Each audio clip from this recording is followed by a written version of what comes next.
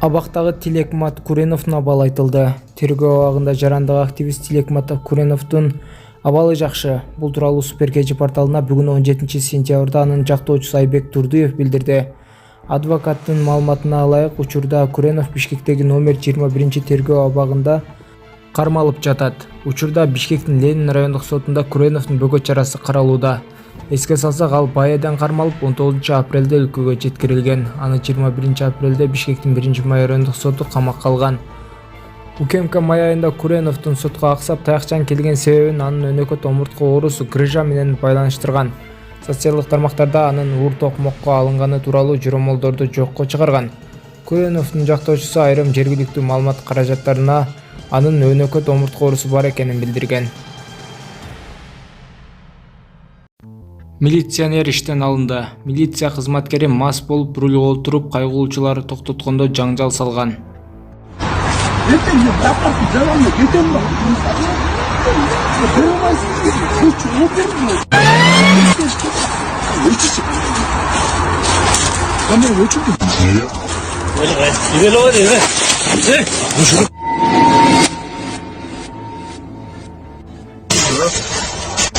Eso, primitivo.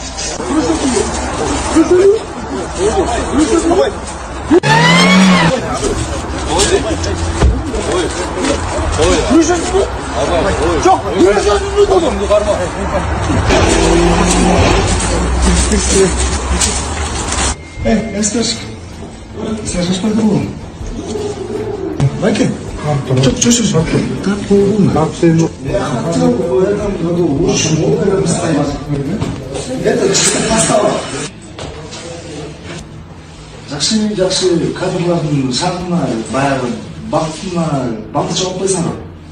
Жақсы емкүдің кадрларын шағынысында отасаңдар. Бір ұмайскеді? Жоқ, мәйке болсаң, тартуын, тартсын, интернетке шығарсыңдар.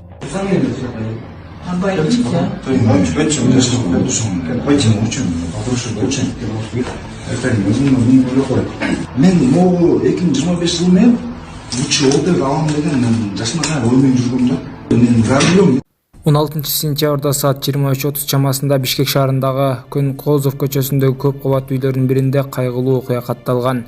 Юбилейлик чырдын негизинде 17 жаштагы Сы аттуу кыз 1993-жылы туулган эркек кишиге бычак сайган. Маалыматка ылайык, кыз жигитке көкүрөк тушка бир эле жолу бычак сайган. Ал ошол жерден көз жумган.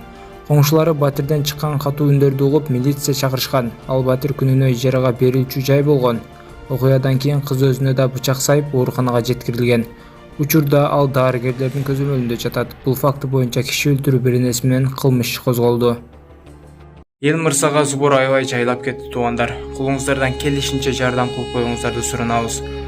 Апасынын колунда 2 миллион каражат чогулду. Дагы 500 000 сом жетпей турат. Ошол сумма чогулса, Аллах насип кылса, операцияга кетишет. Күнүгө бала басканда кыйналып жатат. Атасынын жоктугунан эниси да аябай баласынын операциясы үчүн каражат таба албай кыйналып кетти. Аз калды буйрса туугандар. Биз сиздерге жеткире беребиз видеону. Кайрымдуулук кылуу сиздерден туугандар. Берген садакаңыздар кабыл болсун. Барыңыздардан Аллах ыраазы болсун.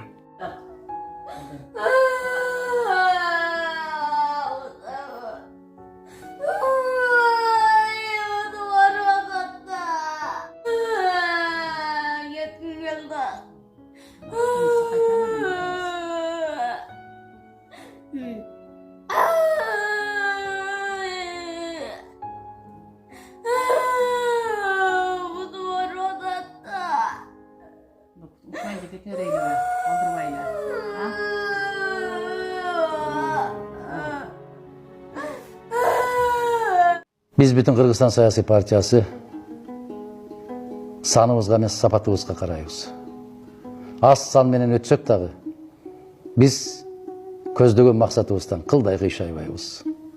Чыркырап чындыкты какшап айтып келгенбиз, айта беребиз. Биздин жолубуз түптүз, ал жолдон кыйшайбайбыз. Кандайдыр бир келишимдер, кандайдыр бир көз кышып ымалалашуу деген сапаттар бизде жок. Болгон эмес, болбойт дагы. Не деген жалаларды жаппасын, не деген сөздөрдү ойлоп чыкпасын. Биз элибиздин алдында кызматыбыз ак, пейилибиз түз, ниетибиз калыс экенин баса белгилеп айтабыз. Бийликке дагы бир жолу айтып коюшубуз керек. Момундай ыплас, аябагандай өз элине, өз мамлекетине кыянатчылык менен иштерди жүргүзгөн болсо, түбү жакшылыкка алып келбейт. Өтө жаман, өтө кайгылуу иштер болуп атат. Касиеттүү Кыргызстандын эли. Бардык эле элдер келечегибизге, мамлекетибиздин эртеңки күнүнө баш уруп, мээнет кылайын деген ойдон алыс экендигин кечеки шайлоо көрсөттү. Дүңүнөн, айыл менен көчүп барып, 2 күндүк акчага берилип аткан элдин келечеги кандай болду экен? Мына ошолордун арасында аялдар да жүрдү, аксакалдар да жүрдү, башкалар да жүрдү. Тапканыңыздарга жараткан берекесин берет болду экен. Же ошол тапканыңыздар менен эртең акыреттин азабында калаар бекенбиз.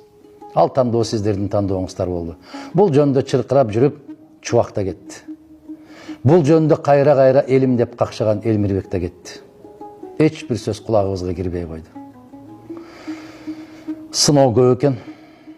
Дали болсо кайдыгерлигибиз баары бир деген сезим үстөмдүк кылгандыгын көрсөтүп койду.